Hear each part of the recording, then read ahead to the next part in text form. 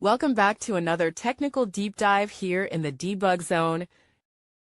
Today we're tackling a big question and breaking it down with insights from other users. Hopefully this clears up some misconceptions and helps you get the answer you need. So buckle up, stay a little curious, and let's jump right in.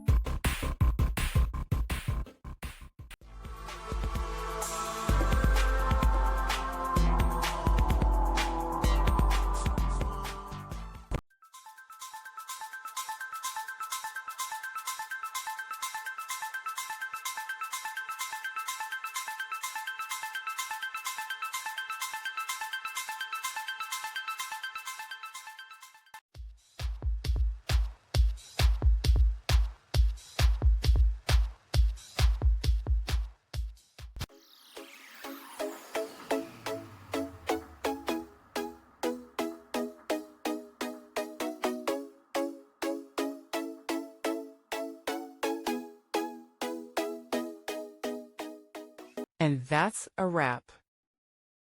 I hope you found the answer you were looking for. If you did, take a second to hit that subscribe button. It really helps out. And let me know in the comments which solution worked best for you. See you next time in the debug zone.